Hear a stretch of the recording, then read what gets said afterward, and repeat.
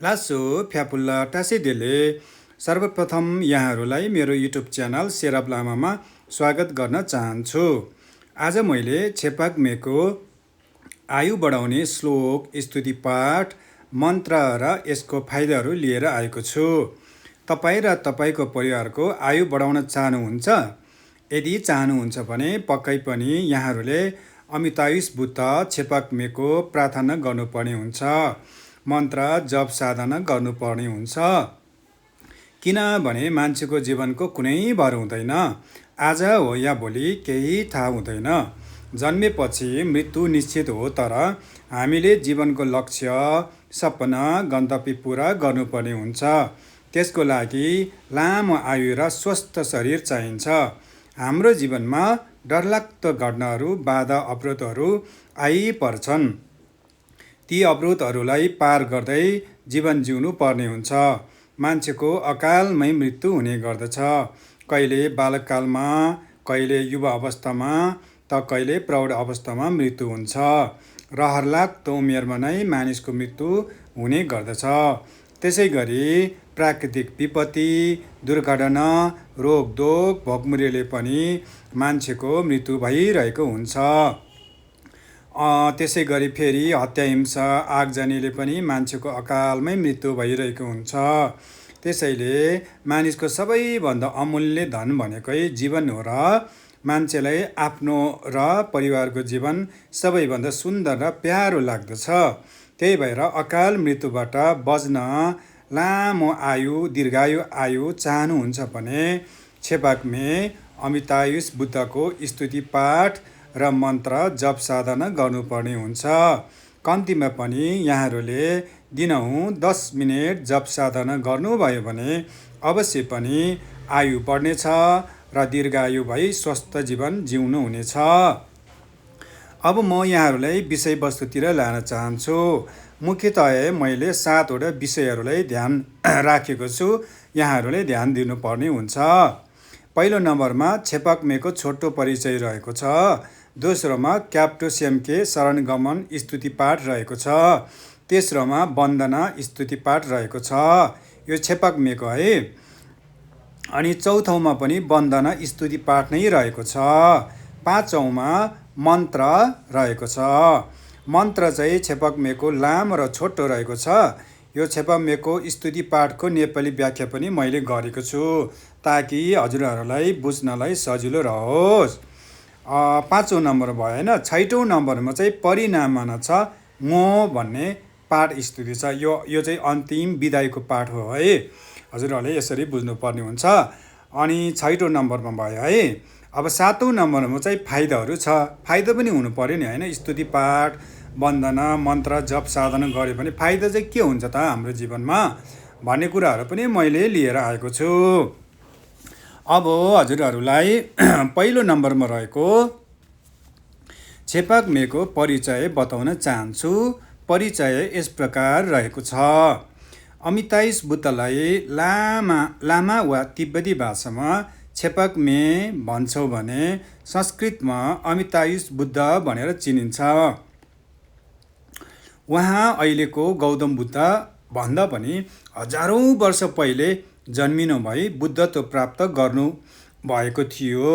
उहाँलाई अनन्त आयु, अजर अमर रहने र कहिल्यै मृत्यु नहुने बुद्धको रूपमा चिनिन्छ। उहाँ अनन्त प्रकाश र ज्योति दुवैको प्रतीकको रूपमा चिनिनुहुन्छ। विशेषतः उहाँ आयु, स्वास्थ्य, विद्या र करुणाको प्रतीक पनि हुनुहुन्छ। उहाँ रातो वर्णको हुनुहुन्छ। उहाँलाई ध्यान मुद्रामा बसी काखमा अमृतले भरिएको कलश बुम्ब लिएर बसेको हामीले देख्न सक्छौँ। उहाँ त्यसरी बस्नुहुन्छ है त। यो भयो छेपाग्मेको छोटो परिचय। पक्कै पनि यहाँहरूले बुझ्नुभयो होला भन्ने आशा लिएको छु। अब दोस्रोमा चाहिँ क्याप्टो सेम्के को चरण रहेको छ। शरणगमन स्तुति पाठ रहेको छ, जुन यस प्रकार रहेको छ। साङ्गे छोइदाङ छोकी छोकनाम्ला झ्याङछु बारदु दाक्नी क्याप्सुची दाग्गी झिन्सोक गिपे सोइ नाम्की ढोला फेन्छिर साङ्गे ढुपर स्योक। यो चाहिँ हजुरहरूले 3 पटक पढ्नुपर्ने हुन्छ है। यो स्तुति चाहिँ 3 पटक हजुरहरूले पढ्नु होस् भन्न चाहन्छु। मैले चाहिँ एकैपटक पढेँ किनकि भिडियो लामो हुनसक्छ, हुन जान्छ, त्यही भएर। अनि यो स्तुतिको नेपालीमा अर्थ पनि बताउनु पर्यो। नेपालीमा अर्थ चाहिँ यस्तो रहेको छ है। हे रक्षकहरू, बुद्ध धर्म र सर्वोच्चसँग सङ्कटको घडीमा म तपाईँको शरण लिन्छु। मैले गरेको आस्था, दान, सदाचार, शील आदि पुण्यद्वारा सबै प्राणीहरूको हितको निम्ति मैले बुद्धत्व प्राप्त गर्न सकु भनेर यो श्लोक, यो स्तुतिमा भनिएको छ, प्रार्थना गरिएको छ। अब तेस्रोमा छेपाकमेको वन्दना रहेको छ। वन्दना यस प्रकार रहेको छ।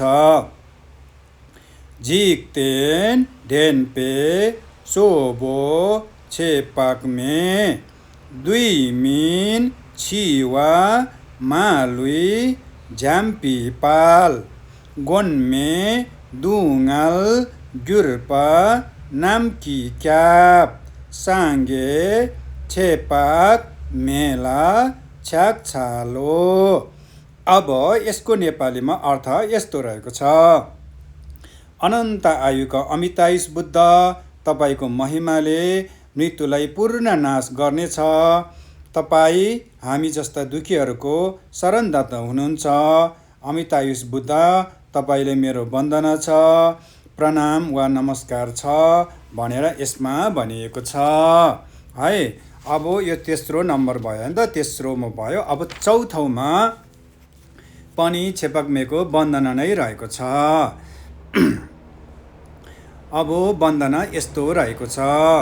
दुइमिन छिवा ग्युर्पा नाचोकदाङ मिलाम न्येन्दाङ छेनमा न्येन्पादाङ झिक्पा गिसोक न्येपर शिवा नाम मृदु सिसिङ मेपर जेदुसोल। यस्तो रहेको छ। यसलाई पनि 3 पटक पढ्ने। नेपालीमा यसको अर्थ यस प्रकार रहेको छ। अकालमा हुने विभिन्न प्रकारका मृत्युहरू, नराम्रो सपना, नराम्रो सङ्केतहरू, अपशकुनहरू, 8 प्रकारका महाभय, जस्तै बौद्ध परम्परा अनुसार चाहिँ 8 प्रकारको महाभय रहेको छ, जुन चाहिँ यस्तो रहेको छ है।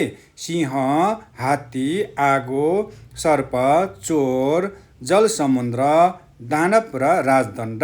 यस्ता सम्पूर्ण महाभयहरूलाई शान्त पारिदिनुहोस्, हटाइदिनुहोस्। हे अजर अमर भगवान्, म तपाईँलाई यही प्रार्थना गर्दछु भनेर यस श्लोकमा, यस वन्दनामा, यस पाठमा भनिएको छ है। अब 5औं नम्बरमा मन्त्र बताउन चाहन्छु। मन्त्र लामो र छोटो रहेको छ। सुरुमा चाहिँ लामो मन्त्र बताउन चाहन्छु है, जुन यस प्रकार रहेको छ। यहाँहरूले चाहिँ बारम्बार दोहोऱ्याएर रिपिट गरेर पढ्न सक्नुहुन्छ। म चाहिँ एकैपटक पढ्छु है।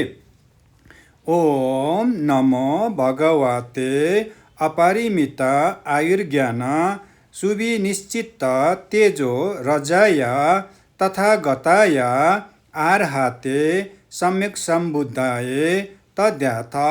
ओम पुण्य पुण्य महापुण्य अपरिमित पुण्य अपरिमित पुण्य ज्ञान सम्भारोपचिते।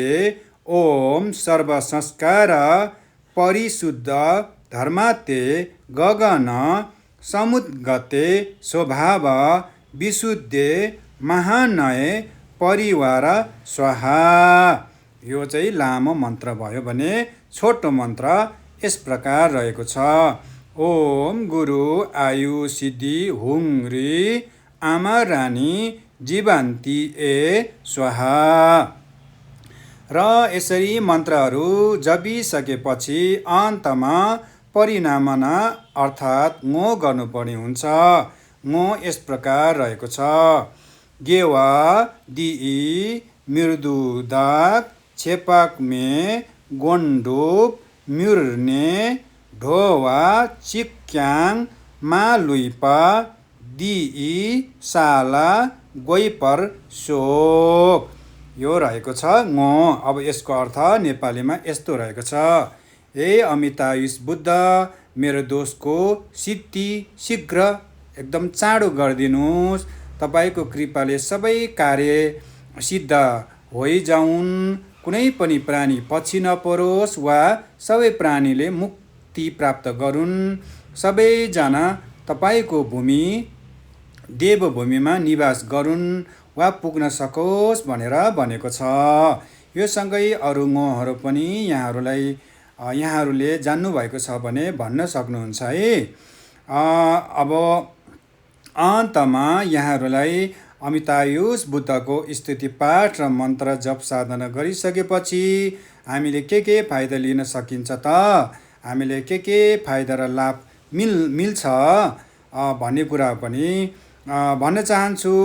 अब लाभ र फाइदाहरू चाहिँ यस प्रकार रहेको छ। 1 नम्बरमा लामो आयु दीर्घायु हुने, 2मा अकाल मृत्युबाट जोगिने, 3मा स्वास्थ्य लाभ रोग दोगहरू हटेर जाने, 4मा ऊर्जा र शक्ति प्राप्त हुने, 5मा पुण्य लाभ हुने, बोधिचित्त प्राप्त हुने, 6मा दुर्घटनाबाट जोगिने, 7मा अमितायुष बुद्धको आशीर्वाद प्राप्त हुने, 8मा रहेको छ मृत्युपछि भगवानको शरणमा पुग्ने र सुखवती भवनमा पुनः जन्म लिने, भनेको भगवानको भवनमा भगवानको संसारमा पुनः जन्म लिन सकिन्छ। र अन्तमा मैले माथि जति पनि कुराहरू गरेँ, जति पनि पाठ श्लोक मन्त्रहरू राखेँ, हजुरहरूले पनि राम्रोसँग बुझेर सुनेर ध्यान साधना जप गर्नुहोस्। अवश्य पनि यहाँहरूको आयु वृद्धि हुनेछ, दीर्घायु हुनेछ, स्वस्थ रहनुहुनेछ। यो कुरालाई मनभित्रैबाट श्रद्धा भक्ति गरेर अपनत्व लिनुहोस्, साधना गर्नुहोस् भन्न चाहन्छु। लासो सुनिदिनु भएकोमा धन्यवाद।